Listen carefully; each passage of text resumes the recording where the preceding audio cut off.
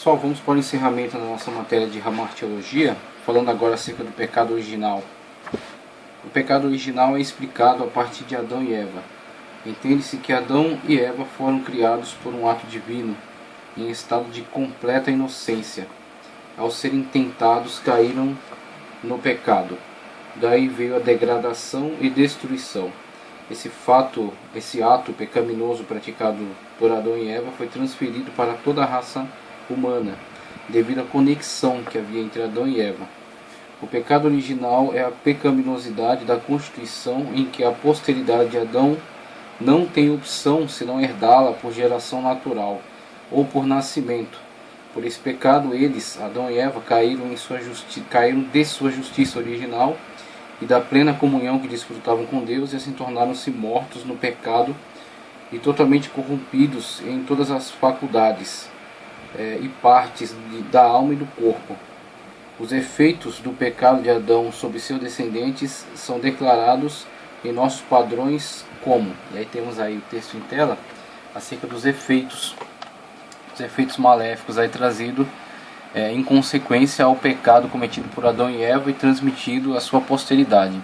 Temos aí a culpa de seu primeiro pecado. Então, um homem que estava num estado de perfeição e que tinha diante de si, sempre teve opções e teve liberdade para escolher, teve liberdade para tomar decisões, e a partir dessas tomadas de decisões manteve-se em obediência. Não sabemos quanto tempo, não é declarado, mas sabemos também que em determinado momento a mulher foi seduzida, se deixou seduzir e tomou a atitude, fez a opção da desobediência e ofertou também ao seu marido, que acompanhou nessa decisão de desobediência para experimentar esse fruto ao qual foram seduzidos a aproveitar, ao qual foi apresentado a eles de uma forma falaciosa, como se fosse algo extremamente vantajoso, mas por outro lado algo que entrou em aberta contradição à ordenança de Deus. Mas ignorando as ordenanças, ele optou pela desobediência e assim provar desse fruto, experimentar a desobediência e sofrer as consequências. Então daí vem a culpa original. Então a culpa original a partir de uma tomada de decisão e as consequências da tomada de decisão com a degradação, com a destruição, com a morte espiritual, física também, e a transmissão disso para toda a humanidade. Então temos aí a questão da culpa original que herdamos, a culpa original que herdamos a partir dessa tomada de decisão no Éden. Essa tomada de decisão que na verdade também é nossa quando optamos pela desobediência, mas claro, num nível diferenciado em relação a Adão e Eva, uma vez que eles gozaram de uma plena comunhão, de uma plena perfeição, de um estado de pureza plena e perfeita. E nós já nascemos dentro desse estado de degradação, já nascemos dentro desse estado de corrupção. E aí, para nos socorrer, temos a graça. Então, a graça de Cristo Jesus, a salvação em Cristo Jesus, Os antigos se socorreram na promessa do Messias, se socorreram na prática da lei, no sacrifício substitutivo, dos animais que eram mortos no sacrifício levítico, o sangue da aspersão. E na plenitude dos tempos, como Paulo fala, nós somos socorridos agora pela graça de Cristo Jesus. Então não tínhamos a comunhão plena que Adão tinha no Éden com Deus, e com o seu estado de perfeição. Mas por outro lado, temos hoje o segundo Adão que nos restaura e nos coloca diante de Deus a partir de um processo de justificação, quando os méritos dele são atribuídos a nós, não fomos nós que pagamos pelo nosso pecado, foi Cristo que pagou por nós. Então Cristo, num ato de sacrifício vicário, nos substitui diante dessa punição justa. A justiça é atribuída a nós e a culpa caiu sobre ele. Então somos atendidos, somos socorridos hoje pela graça para sanar o problema causado por essa inclinação para o pecado. Essa inclinação para o pecado herdada em consequência do pecado original de Adão e Eva. Então temos aí a culpa do seu primeiro pecado, a perda da retidão original, como já foi falado, a corrupção de toda a natureza, a qual recebe comumente o nome de pecado original. O pecado original é o pecado das origens, como alguns teólogos gostam de especificar, né? Inclusive gostam até de fazer alguma distinção entre o pecado original e o pecado de Adão e Eva no Éden, que trouxe como consequência a transmissão do pecado para toda a posteridade. Esse é o pecado das origens, como ele fala, o pecado das origens. O pecado original sendo a partir do momento em que o próprio indivíduo entra num estado de consciência, ele consegue discernir entre bem e mal, ao fazer a primeira tomada de decisão corrompida, influenciada pelo pecado, este é o seu pecado original. Então, como uma repetição do pecado original, mas na verdade é ineficaz essa explicação, porque o ser humano já nasce em desvantagem em relação a ter nascido não no estado de plena pureza, mas no estado de contaminação em virtude do pecado original. Por isso que esse é um termo mais relevante, pecado original cometido no Éden. Então, para suprir esta carência a qual o ser humano já nasce nela, ao qual o ser humano já é exposto, vem o plano da graça. O plano da graça supre nessa carência ao tirar dele essa responsabilidade de auto-salvar-se, uma vez que ele já está inclinado para o mal, tira dele, atribui a Cristo, e Cristo atribui a ele os seus méritos. Então Cristo supre essa carência, essa necessidade, essa deficiência, esse defeito que foi transmitido aí para a raça humana. Aí temos também o trecho que fala acerca da corrupção inerente, a corrupção inerente na qual nascem todos os homens desde a queda de Adão, é propriamente chamada de pecado original pelas seguintes razões. A corrupção é verdadeiramente da natureza do pecado. Lembrando-se sempre pecado, né, com o sentido mais aplicado aí do hamartia, né, que dá nome inclusive à matéria de hamartiologia, e sendo colocado etimologicamente como errar o alvo, e trazendo um sentido de estar em desacordo com a vontade perfeita de Deus. Então, o pecado é essa distorção, o pecado é uma desarmonia, o pecado é um desequilíbrio. Então, o homem poderia estar vivendo de acordo com a vontade perfeita de Deus, está vivendo em perfeição, está vivendo uma plena felicidade e está desenvolvendo todo o seu potencial. Uma vez que estiver conforme o plano perfeito de Deus, está desenvolvendo também todo o seu potencial. Como já falamos em vídeos anteriores, a vontade perfeita de Deus não é simplesmente submeter a uma vontade perfeita de um ser estranho que impõe a si para o seu próprio deleite. Isso é completamente equivocado, completamente errado. Então Deus não se comporta em relação a nós como um ser alienígena, não se comporta em relação a nós como um ser dominador, como um rei, um imperador que impõe aos seus vassalos uma atitude de submissão e obediência forçada, né? Os coage a isso.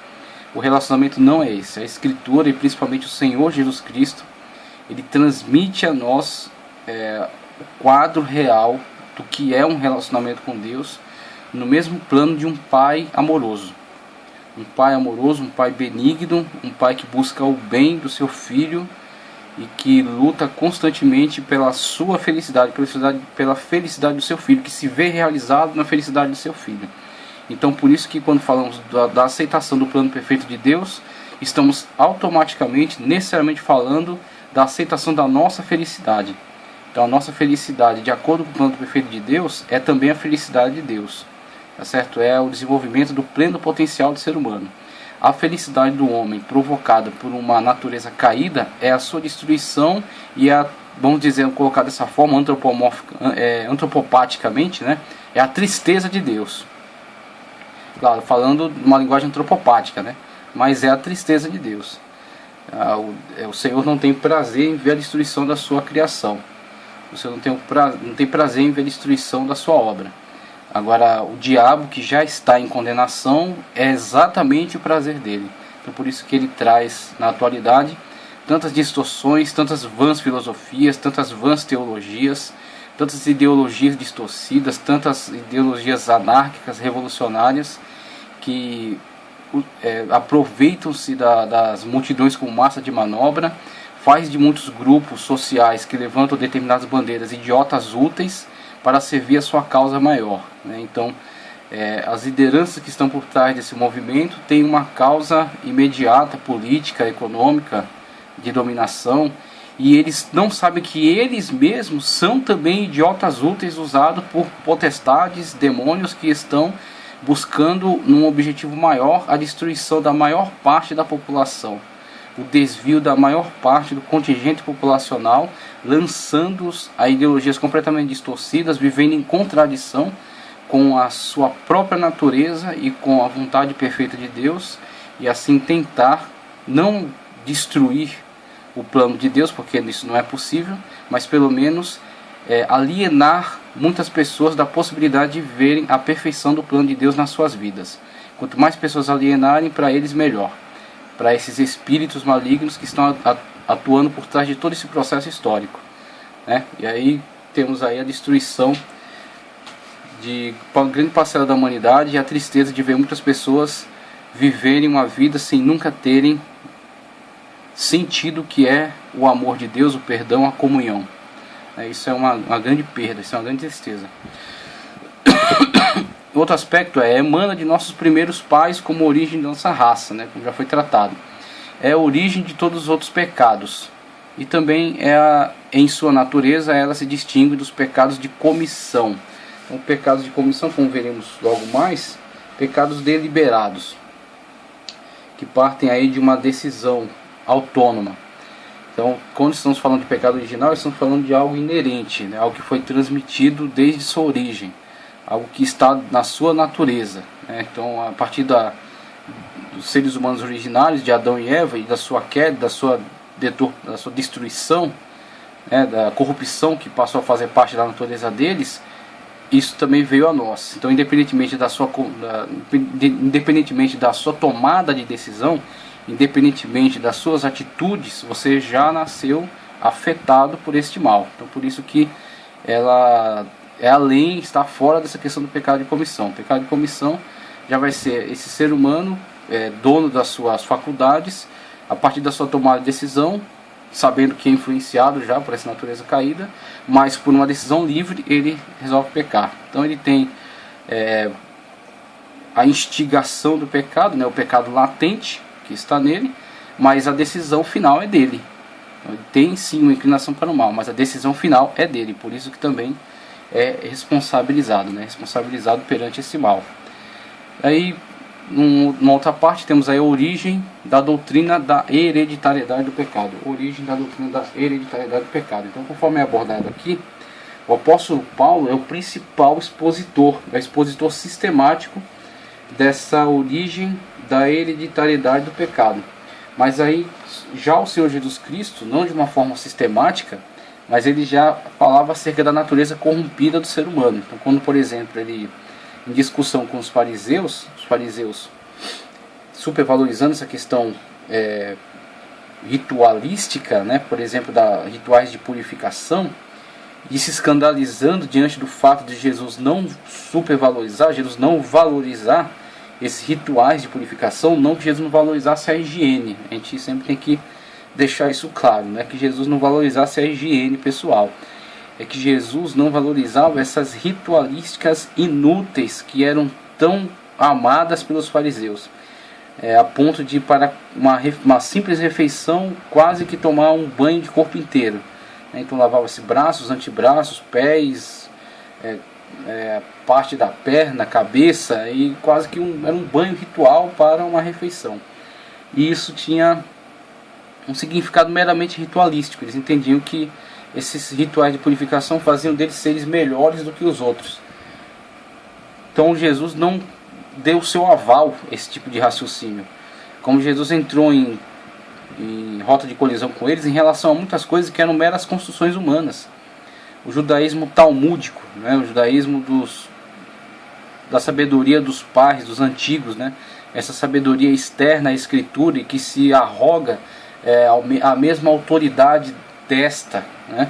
Os comentários dos sábios que são tidos por aqueles fariseus e os judeus da atualidade também como em patamar de igualdade e em alguns momentos talvez até em superioridade, porque muitos textos das Sagradas Escrituras são encarados como meramente mitológicos pelos próprios judeus, meramente mitológicos, mitologias e nada mais. E os comentários dos sábios são tidos aí como fonte de orientação, de regra de fé e conduta. Então, em alguns momentos, os comentários dos sábios se arrogarão a uma importância superior ao próprio texto da Escritura. e é onde Jesus não deu o seu aval a esse tipo de raciocínio. Não deu o seu aval, por exemplo, a essa supervalorização dessa ritualística. É onde Jesus, respondendo os fariseus, fala que o que contamina o homem não é o que entra na sua boca, mas é o que sai. Contrastando com eles aí em importância. Tanta importância essa questão ritualística, só que estava levando eles a não se atentar ao fato de que este pecado que já está dentro deles, independentemente de questões ritualísticas, esse pecado que já está dentro deles, os faz muitas das vezes pronunciar palavras que os condenam. O que purifica, o que contamina não é necessariamente o que entra. E aí os discípulos até pediram uma explicação melhor acerca disso, não entenderam muito bem. E Jesus tratou de deixar muito claro para eles: o que entra, desce ao ventre, é lançado fora, biologicamente natural. Agora o que sai procede de um coração onde tem impurezas, lascívia, adultério, crimes, diversos tipos de coisas contaminantes, verdadeiramente contaminantes. Não meras questões ritualísticas, formalidades humanas, questões realmente contaminantes, questões que impedem, bloqueiam a sua comunhão com Deus, coisas que são intoleráveis para Deus. Então Jesus tratou de colocar as coisas neste nível, tratou de colocar os pingos nos is. Olha, isso aqui vocês estão dando muito valor, mas isso aqui não é nada. O que é importante é vocês se atentarem ao que vocês têm falado. Inclusive, essas reprimendas de Jesus em relação aos fariseus deveria tê-los alertado em relação ao perigo da blasfêmia contra o Espírito Santo por eles realizada. A blasfêmia contra o Espírito Santo, vamos ver também mais para frente aqui.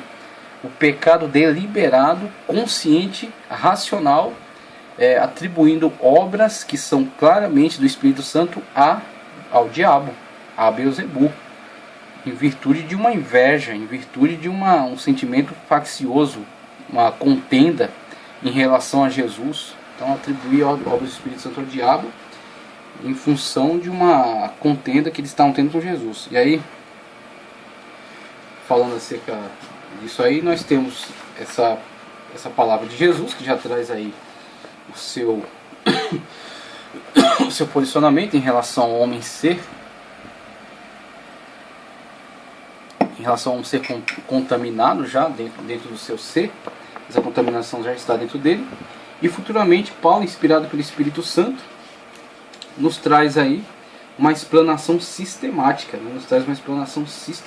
aí acerca da transmissão do pecado. E aí passamos para o próximo slide, falando exatamente acerca disso, a transmissão do pecado.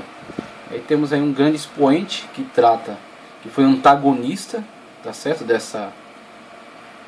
foi antagonista dessa posição teológica, né, defendeu a sua posição antagônica em relação a essa ideia da transmissão do pecado, mas que foi eficazmente refutado por Agostinho de Hipona e foi rejeitado pela igreja. Então a igreja rejeitou esse postulado pelagiano que atentava contra a doutrina da transmissão do pecado original, tá ok? Então vejamos agora a transmissão do pecado. Com respeito a esse assunto, muito papel e tinta já foram gastos a fim de tentar explicá-lo. Por isso passaremos a apresentar algumas teorias que discorrem sobre ele. O pelagianismo. Esse é o nome que se dá à doutrina criada por Pelágio, monge teólogo britânico que viveu entre 360 e 420 da era cristã. Pelágio propôs as suas doutrinas em 409, em Roma. Em 418, ele foi condenado no concílio de Cartago. Ele foi condenado pelo concílio de Cartago. Contudo, o pelagianismo, oposto ao agostinianismo, designa um completo esquema de doutrina relativo ao pecado, da qual Pelágio foi o mais legítimo representante, embora cada uma das suas características não possa ser atribuída à autoria dele. Os socianos e os unitários são os mais modernos defensores desse esquema geral. Temos aí a exposição da doutrina de Pelágio, que está em conexão com outras escolas teológicas que também defendem teorias próximas, né? Defendem uma teologia similar à dele, em antagonismo à ideia da transmissão do pecado, bíblica, né, defendida aí biblicamente, principalmente pelo apóstolo Paulo, que a sistematiza, e futuramente Agostinho de Hipona, Agostinho, bispo de Hipona, que desenvolve obras importantíssimas, como por exemplo a Graça, né, de Agostinho, e fala abertamente da transmissão do pecado original a toda a humanidade sendo corrompida no pecado, por transmissão do pecado original, já nascendo com esta doença, né, vamos colocar assim, nascendo já com essa contaminação, e podendo apenas ser salvos pela ação eficaz da graça de Deus. Aí Agostinho desenvolve toda uma teologia para esclarecer melhor acerca da graça, fala especificamente da graça. Sua máxima, né, a máxima de Pelágio. O princípio radical da teoria pelagiana consiste em que a capacidade constitui o limite da obrigação. Veja, ele está laborando em cima de questões puramente racionais, né? Então, existe dentro de toda a Sagrada Escritura uma concatenação de ideias, uma exposição racional, né, dessas ideias. Mas a Sagrada Escritura tem suas leis, a Sagrada Escritura tem as suas verdades, né? E as verdades por ela reveladas são por nós compreendidas e expostas de uma forma sistemática. Então o papel do teólogo é um sistematizador daquilo que está exposto, um sistematizador daquilo que está revelado. Agora, Pelágio, ele traz um raciocínio lógico, humano, e tenta impor isso à Escritura, tenta adaptar a Escritura às suas, à sua racionalização. Então veja, é uma racionalização. O princípio radical da teoria pelagiana consiste em sua capacidade, consiste em que a capacidade constitui o limite da obrigação. A capacidade constitui o limite da obrigação. Sua máxima é: se devo, então posso. Esse é o aforismo pelo qual todo o seu sistema teológico repousa. A famosa oração de Agostinho, da qual iubis et iubi qual vis, dá o que me mandas e manda o que me quer, e manda o que tu queres, foi denunciada por Pelágio como absurda, porque presumia que Deus pode exigir mais do que o homem é capaz de dar em troca, e o que o homem deve receber como dom. Veja, Pelágio se escandaliza diante dessa afirmativa, uma vez que observa que é cobrado do homem mais do que aquilo que ele possa dar. Então é cobrado do homem o quê? Um estado de santidade para que possa participar da comunhão de Deus. Então Pelágio olha para essa situação e vê nela irracionalidade. Vê nela irracionalidade. E ele traz um raciocínio, uma racionalização puramente humana, dizendo que se é cobrado santidade é porque é possível a cada indivíduo em si mesmo ter a possibilidade de ofertar esse nível de santidade para que possa estar em plena comunhão com Deus a partir de uma capacidade inata, uma capacidade própria. Agora Pelágio, infelizmente, ele fecha os seus olhos para a realidade de que, de fato, Deus cobra algo que o homem não está capacitado mais a oferecer, uma vez que o homem, quando teve essa capacidade plena de oferecer a Deus uma vida santa, uma vida santificada, uma vida de plena comunhão, quando o homem podia conversar face a face com Deus na viração do dia, quando o Senhor passeava pelo jardim, quando o homem tinha condições de ouvir a voz de Deus sem temer nenhum tipo de reprimenda, quando o homem não precisava pedir perdão por qualquer tipo de ato pecaminoso, por qualquer tipo de agressão, de defeito, o homem, estando nesse estado de perfeição, desejou participar de coisas novas, coisas diferentes, se viu seduzido por uma oferta, né, por uma argumentação falaciosa, e se deixou levar e assim decaiu desse estado. Então o que acontece? Deus continua com o mesmo padrão, mas o homem não continua com o mesmo estado. Essa é a condição, essa é a situação, e isso é apresentado claramente para a Escritura. Então que isso seja racional na atualidade, de fato, é irracional, é contraditório. Deus continua com o seu padrão elevado, mas o homem não consegue mais ofertar a Deus esse mesmo tipo de comunhão. Todavia, essa contradição, esse antagonismo, essa situação de destruição da comunhão entre Deus e o homem, veio a ser sanada pela realidade da encarnação do Verbo Divino. Então, por que a encarnação do Verbo Divino? Por que Cristo veio até nós? Por que Cristo se fez homem? exatamente para resolver este antagonismo. Resolveu em si mesmo. E isso é plenamente revelado pela Escritura. Então não adianta trazer uma racionalização externa e tentar impor isso à Escritura e submetê-la à sua racionalização. Adaptar a Bíblia a si, ao seu gosto, ao seu desejo, aquilo que você acha, aquilo que você pensa. Então Pelágio, infelizmente, ele falhou gravemente nisso. Ele falhou gravemente ao não perceber que a Sagrada Escritura já havia tratado acerca disso, já havia deixado isso muito claro. E que não era uma racionalização humana externa que viria trazer qualquer tipo de alteração. Na verdade, o nosso papel é o papel de sermos expositores eficazes. Sermos expositores eficazes daquilo que já está revelado, daquilo que já está entregue. A doutrina de Pelágio baseia-se completamente na liberdade moral de cada ser humano. Ele ensinava que cada criança nasce como uma tábua rasa. A semelhança de Adão, enfrenta o problema da degradação, mas tem a liberdade de escolher o bem ou o mal. Então, ele faz isso aqui a partir sempre dessa questão, dessa racionalização, do ponto de vista de que ele acha injusto, contraditório, ser cobrado do homem aquilo que ele não pode ofertar, ou seja, essa plena comunhão, essa plena santidade para participar da comunhão com Deus. Todavia, essa racionalização que ele faz entra em choque com aquilo que já está plenamente revelado na Escritura, acerca da natureza caída, da transmissão do pecado e da insuficiência humana para sanar essa dívida, né? Para sanar esse problema, para resolver esse problema. Esse problema vindo a ser resolvido por Cristo Jesus e nossa comunhão sendo restabelecida por meio dele dentro do plano da graça. Então a graça divina entra exatamente para suprir essa lacuna, né? Para resolver esse problema, para desfazer essa desavença entre o homem e Deus, para curar o homem da doença chamada pecado. Então temos aí, dentre os pontos importantes da teologia de Pelágio, Adão foi criado mortal, de sorte que teria morrido mesmo que não tivesse cometido pecado. O pecado adâmico feriu não a raça humana, mas somente Adão. As crianças recém-nascidas estão na mesma condição de Adão antes da queda.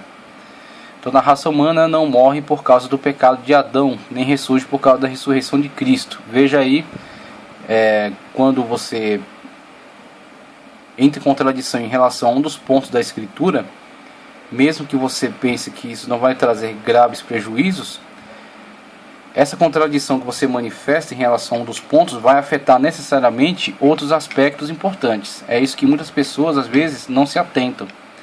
Muitos teólogos irresponsáveis, para tentar fazer nome, eles começam a tentar questionar alguns pontos da Escritura, tentando se mostrar mais sapientes do que o apóstolo Paulo, do que os apóstolos, né, Pedro, Mateus, né, tentando contrapor a eles uma argumentação mais brilhante, mais sistemática.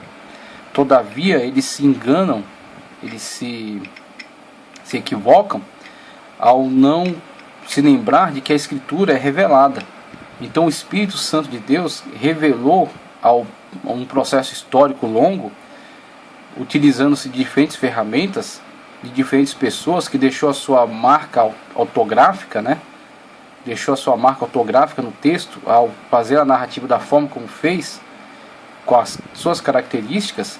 Todavia, toda a lógica que está por trás daquele texto, conduzindo ele, é a lógica do Espírito Santo de Deus. Então o texto está concatenado. Toda a Escritura está concatenada.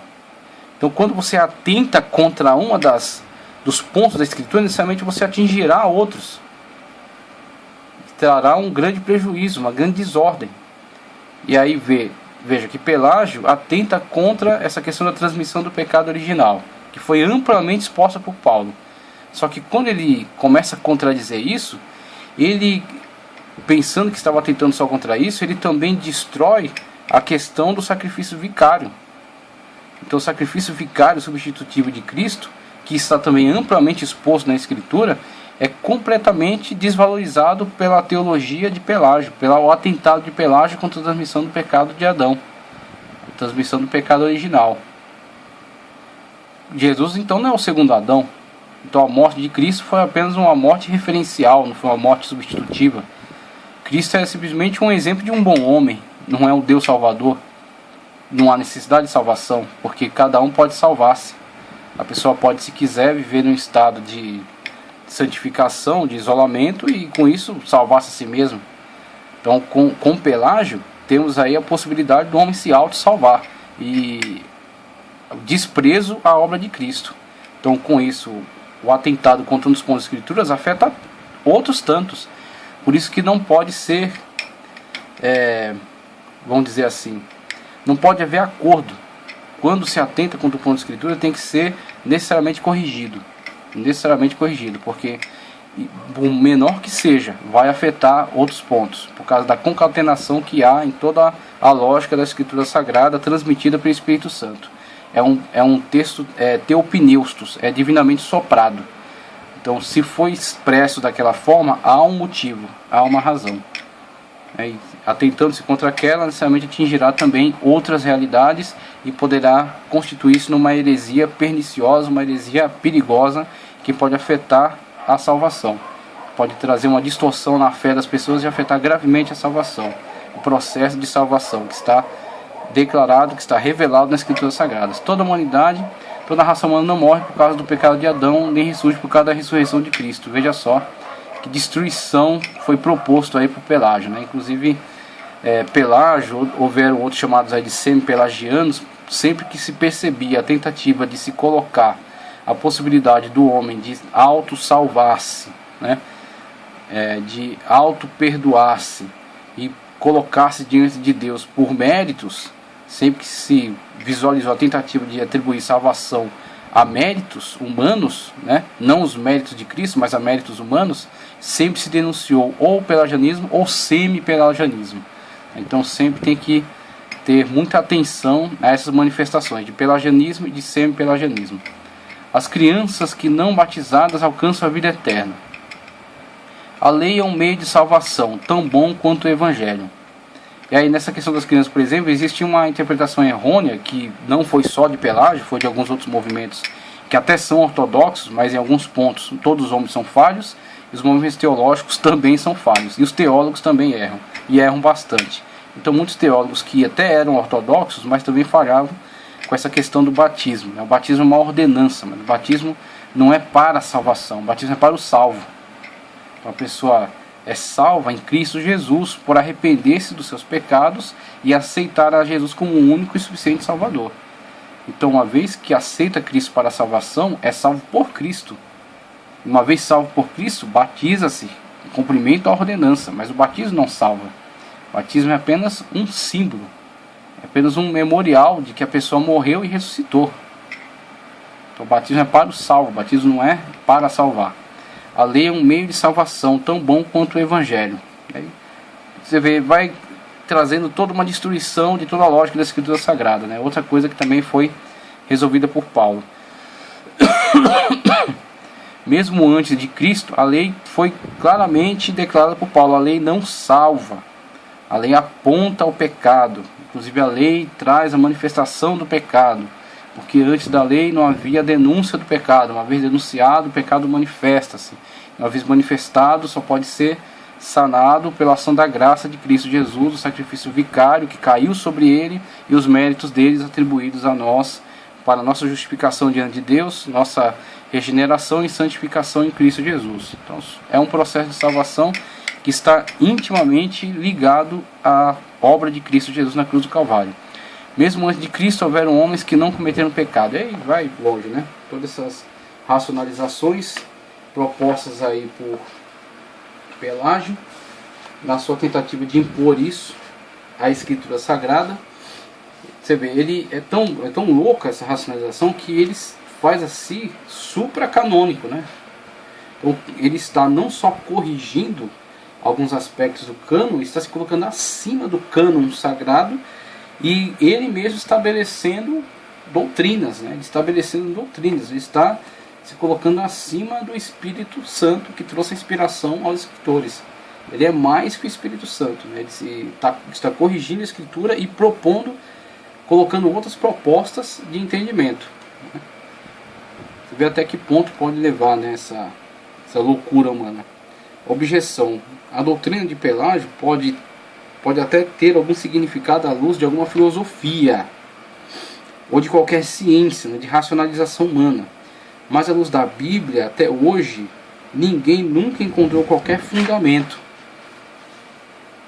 Por isso ela sempre foi rejeitada. Seu argumento acerca do pecado tem sido abraçado somente por alguns indivíduos em particular, mas nunca foi reconhecido como doutrina bíblica em qualquer ramo da igreja cristã. Quer dizer, se algo que foi plenamente rejeitado foi essa doutrina pelagiana, né? Essa proposta de Pelágio aí. Então, inclusive, a qualquer sinal de manifestação, as igrejas, a ortodoxia bíblica já tenta rejeitar, né? Que é muito perigosa, muito perniciosa. Mas nunca foi reconhecida como doutrina bíblica em qualquer ramo da igreja cristã. Foi considerada herética e por isso foi condenada em vários concílios. A doutrina pelagiana contradiz a Escritura ao negar a que a disposição e estado maus, do mesmo modo que os maus atos são pecados. B. Que disposição e estado maus são inatos a toda a humanidade. C. Que os homens universalmente são culpados pela transgressão aberta, então logo chegam à consciência moral. D. Que ninguém é capaz de cumprir a lei sem o auxílio divino. E. Que todos os homens, sem exceção, dependem da expiação, da regeneração, santificação, da graça de Deus para a salvação. F. Que o presente estado de corrupção, condenação e morte do homem é efeito direto da transgressão de Adão, transmissão do pecado original. Então temos aí a objeção que sempre foi colocada contra as doutrinas de Pelágio e toda destruição que Pelágio poderia trazer ao cânon sagrado, a toda estrutura doutrinária transmitida, revelada pela Sagrada Escritura, caso não houvesse sido eficazmente refutado, né? Então tem que se tomar muito cuidado ao se tentar estabelecer racionalizações e tentar impor novas formas de pensamento, porque muitas das vezes essas novas formas de pensamento, que ao ver do teólogo que está propondo essas novas formas de interpretação, ao ver dele pode estar atacando só um ponto da Escritura, mas quando menos esperar, ele verá que aquele ponto atacado da Escritura estava em conexão com outros mais e que tinham toda uma lógica. Uma vez que ele atenta contra aquele, ele estará também tentando destruir diversos outros pontos da Escritura que, juntamente com aquele, compõem o cânon sagrado e compõem toda a concatenação da Escritura. Então, ele pensa estar atacando um ponto, mas na verdade, quando ele vê, está tentando destruir toda uma lógica transmitida pelo Espírito Santo dentro da Escritura por meio de revelação, né, o teopneus, o divinamente soprado. Então ele tem que o bom teólogo e a boa teologia é escrava da Bíblia. A boa teologia é escrava da Bíblia. A teologia serve para tornar mais clara a revelação da Escritura. A Escritura é plenamente revelada, inerrante e infalível. Certo? Estou falando dos textos autógrafos originais revelados pelo Espírito Santo. Não estou me remetendo às traduções. Traduções são passíveis de erro por causa do mecanismo utilizado pelo tradutor e as dificuldades de transmissão de uma ideia de uma língua para outra. Tá certo? Então, problemas de tradução. Texto original infalível, inerrante, divinamente inspirado. Tá ok? A boa teologia, escrava da Bíblia. Tá certo? Serva da Bíblia. Toda vez que a teologia levanta a sua cabeça para fazer algo por si mesma, algo novo, ela está sempre num grave risco de incorrer em erro. De incorrer em erro contra a Sagrada Escritura. Então tem que se colocar no seu lugar e expor a Sagrada Escritura, fornecer-lhe subsídios para maior clareza do seu entendimento. Fornecer-lhe subsídios da história geral, subsídios da arqueologia, subsídios aí das ciências em geral, tá certo? Para melhor entendimento da Escritura. O bom teólogo é um bom expositor. Um bom teólogo é um bom expositor. Quem compreende primeiro a Escritura, mergulha nas profundidades do texto sagrado para tentar se colocar no lugar do autor, absorver de uma forma mais acurada a percepção do autor, para poder parafraseá-la de uma forma que os contemporâneos tenham acesso a esse conhecimento. Então o bom teólogo, ele cava na escritura, obtém as pérolas, né? Obtém aquele material sagrado, precioso, e comunica com fidelidade, tá certo? Com submissão ao Espírito de Deus, submissão à Escritura Sagrada. Toda vez que o teólogo tenta fazer do homem, tenta fazer coisa nova, e tenta descobrir algo novo, geralmente ele faz lambança. Geralmente ele comete erros gravíssimos. Então, passando adiante, a gente tem outras perspectivas aí da transmissão do pecado. O modernismo, por exemplo, ele vai na linha de chamar o pecado de um defeito evolutivo, como a gente viu em Schleiermacher. Nunca sei se estou pronunciando corretamente. É um alemão, né? Então a gente vê em Schleiermacher essa questão de atribuir o pecado a um defeito evolutivo. Então ele está casando com essas formas de evolução teístas, né? Ele está casando conceitos científicos que nem são comprovados, tá certo? Que não são definitivos. Eles levantam em algumas possibilidades, algumas comprovações parciais, mas não são definitivos, tá? Então ele tenta conciliar. Quando ele tenta conciliar, ele já está endossando aquela ideia, né? Ele está dizendo, não, evolucionismo é uma verdade, pelo menos para ele, uma vez que ele está tentando conciliar a teologia com esse conceito. Então para ele esse conceito é verdade. Então esses teólogos evolucionistas estão endossando esses conceitos científicos evolucionistas, né? Por exemplo, então eles laboram pela conciliação. Ao laborar na conciliação, eles reinterpretam a afirmação de escritura a partir de conceitos desenvolvidos dentro dessas áreas da ciência. E aí Schleiermacher chega à conclusão de que o pecado é um defeito de evolução, resquício da natureza bruta ainda. Então quando o homem aperfeiçoa-se, né, moderniza-se, o homem educa-se, né, quando o homem chega no processo de maturidade, também chega no processo de santificação. Então acaba meio que confundindo maturidade humana, processo evolutivo humano pleno, e santificação. Acaba dizendo que são a mesma coisa, vamos colocar assim, né?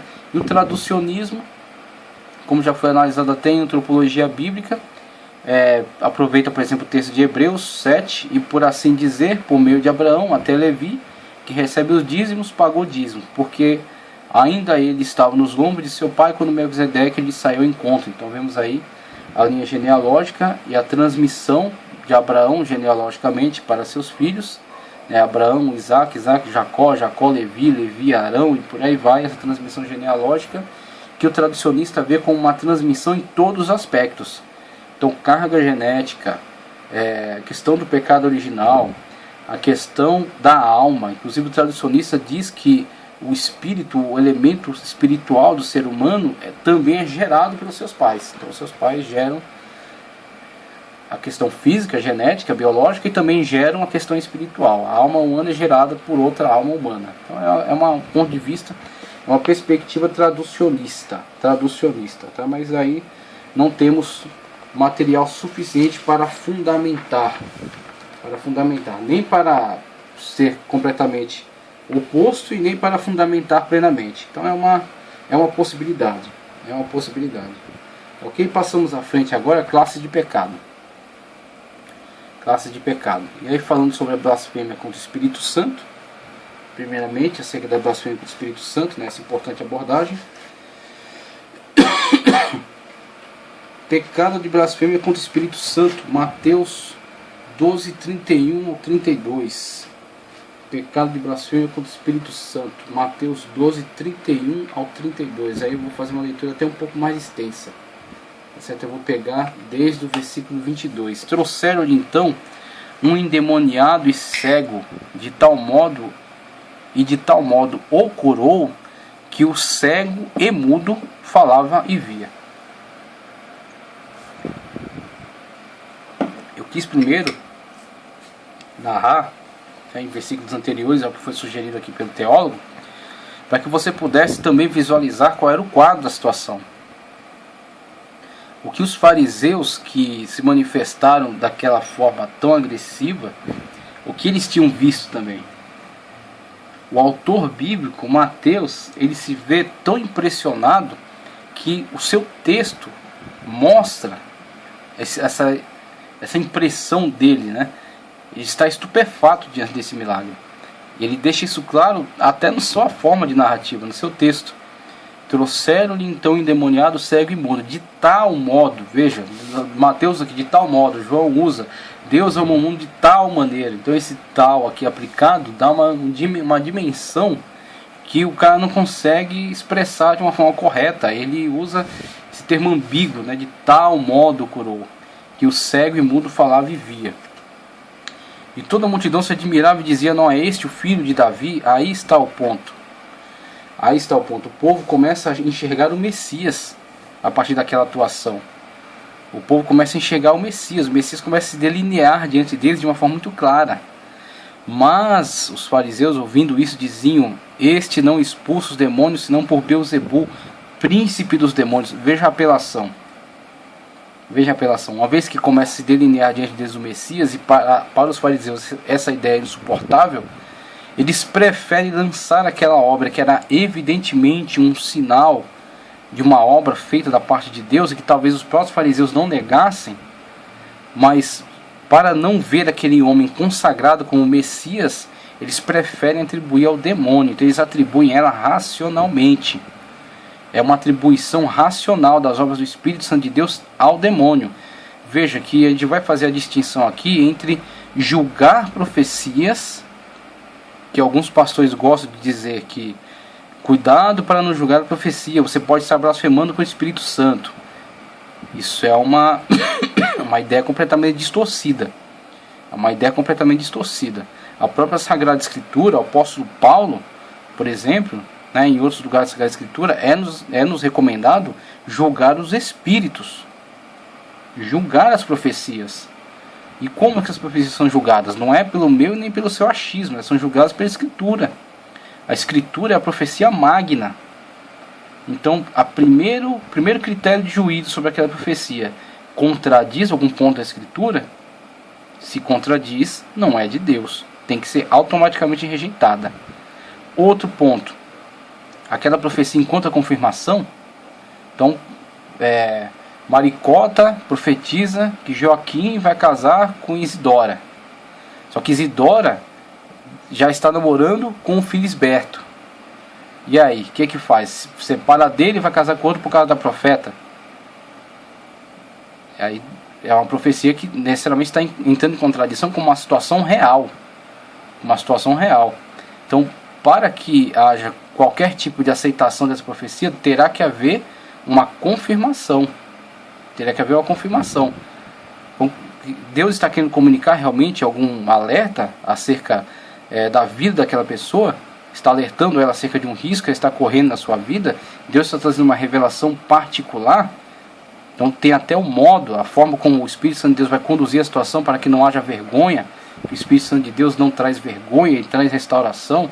Então a profecia será num âmbito particular. A pessoa que recebeu a profecia deve fazer prova. Então Deus que falou com a profeta fala com a pessoa também, ou confirma para a pessoa que aquela profecia de fato foi da parte dele, né, que é um alerta, que é para que a pessoa se livre de uma situação que vai ser prejudicial para ela.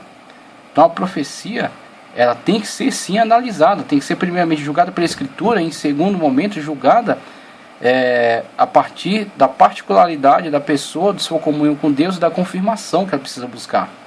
Ela precisa buscar confirmação em Deus, se aquela profecia veio da parte dele ou não. Se não há confirmação, não é da parte de Deus, porque o Senhor, se pretende comunicar uma coisa para a pessoa, quem pode ser mais claro do que Deus para comunicar uma verdade? Quem pode ser mais claro do que Ele? Então, se não há clareza, não veio da parte de Deus. Uma coisa é a pessoa que, recebendo a profecia, a rejeita. Ela rejeita conscientemente, sabendo que a profecia veio de Deus, mas ela não aceita, rejeita. E outra coisa é a pessoa que, recebendo a profecia, se vê confusa. Deus está vendo essa confusão. E se Deus não tira essa confusão do coração dela, não a resolve, é porque não veio da parte dele. E a pessoa inclusive pode pedir confirmação para saber se aquela profecia de repente não veio da parte de Deus. Então a pessoa precisa primeiro estar em comunhão com Deus, né? Segundo, ter esta consciência, ter esse critério de juízo, não receber qualquer coisa, não engolir qualquer coisa. E aí os fariseus, não precisa nem dar continuidade na leitura, porque já ficou muito claro, os fariseus conscientemente atribuem. Aí é onde Cristo vai rebater, vai afirmar, vai alertá-los acerca dessa situação. Portanto, eu vos digo, todo pecado e blasfêmia se perdoará aos homens, mas a blasfêmia contra o Espírito Santo não será perdoada aos homens. E se qualquer disser alguma palavra contra o Filho do Homem, seria perdoado, mas se falar contra o Espírito Santo, não lhe será perdoado, nem nesse século, nem no vindouro. Uma vez que a pessoa atentou conscientemente contra as obras do Espírito Santo, ela fechou as portas para a salvação, porque é o Espírito que convence do pecado, da justiça e do juízo. Eu quero passar rapidamente aqui, nesses quadros, dentro desse contexto ainda de pecado, blasfêmia contra o Espírito Santo, temos aí os pecados por omissão e os pecados por comissão. Em pecados por omissão, temos Tiago 4,17, que eu acho que é o exemplo mais claro. Aquele, pois, que sabe fazer o bem e não faz, comete pecado. Cometer pecado não é só ativamente lançar-se em uma prática pecaminosa, mas é omitir-se de uma prática do bem. Quando, por exemplo, você sabe que uma pessoa está atentando contra a Escritura, está falando a mentira e você não a corrige. Você está pecando por omissão, você está deixando que o erro se perpetue. Inclusive uma frase de Martin Luther King, que fala que ele não teme tanto o grito dos injustos, mas sim o silêncio dos justos. O silêncio dos justos, sim, aí ele teme mais. Por quê? No silêncio dos justos se multiplicam a injustiça. É o pecado por omissão. Pecados por comissão, segundo de Timóteo 4,10, por exemplo, porque Demas me desamparou, amando o presente século, e foi para a Tessalônica, Crescente para a Galácia e Tito para a Dalmácia. Aí, a discussão que gira em torno do pecado por comissão é a questão de haver perdão ou não. Existem algumas alas radicais que até dizem que não há perdão, mas isso não tem como ser sustentado, porque senão muitas pessoas certamente estariam condenadas, e a graça não seria eficaz. A graça não seria tão eficaz como entendemos que ela é pela Sagrada Escritura. Então entendemos sim que o pecado por comissão é extremamente perigoso, e a pessoa pode cauterizar sua consciência na sua prática, mas o pecado por comissão encontra perdão diante do arrependimento sincero. Agora, a pessoa ela tem que saber se o seu arrependimento foi verdadeiro ou não. Ela sabe e Deus sabe. Então, muitas das vezes a igreja olha para uma pessoa que aparenta ter se arrependido, mas Deus sabe que na verdade ali existe falsidade. Então não adianta tentar enganar Deus. O plano da graça, ele visualiza esse aspecto, Não há como enganar Deus. Você pode até parecer salvo para os outros, mas só Deus sabe se você está salvo ou não perante Ele. Aquilo que Jesus falou: muitos naquele dia me dirão, Senhor, Senhor, em teu nome profetizamos, curamos, expulsamos demônio. Ao que lhes direi: apartai-vos de mim, malditos, porque não vos conheço. Então, eles achavam que era suficiente toda aquela prática externa sem uma realidade interna. Sendo que na realidade interna, Jesus Cristo não tinha comunhão com eles. Então, eles não eram conhecidos de Deus. Eles não tinham um arrependimento sincero e uma comunhão verdadeira com Cristo. Com isso, as obras não os salvam. As obras jamais os salvariam. As obras jamais os salvam, por melhores obras que sejam. Elas não salvam. A salvação não é por obras.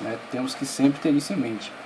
Pecados por ignorância. A pessoa está ainda num processo de desenvolvimento e em alguns pontos ela falha.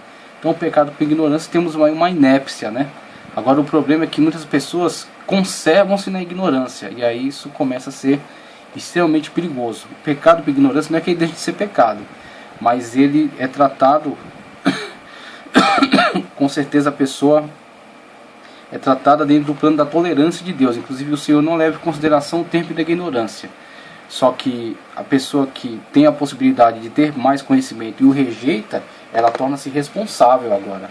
Porque foi ofertado a ela a possibilidade de conhecer mais sobre a Escritura, sobre Deus, sobre a sua vontade, e ela rejeita.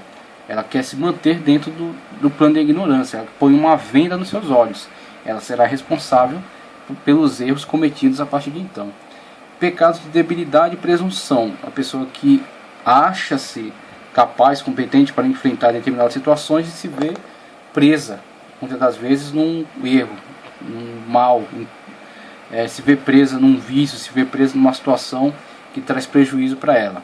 Então vemos aí o perigo de você não respeitar os seus limites.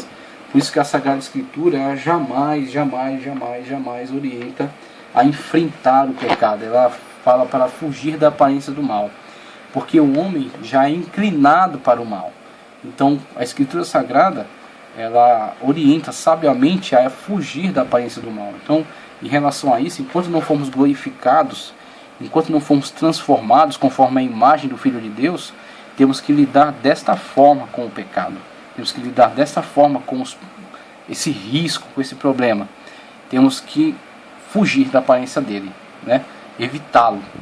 E aí cada um, conhecendo-se a sua natureza, sabe o número de coisas que precisam ser evitadas e as coisas que de fato podem ser, a que pode estar exposto, né? Cada um sabe o nível a que precisa tratar, né, se prevenir, o nível de prevenção que tem que adotar. Pecado mortal e pecado venial, tratado aí por João na sua carta, 1 de João 5, 16 e 17.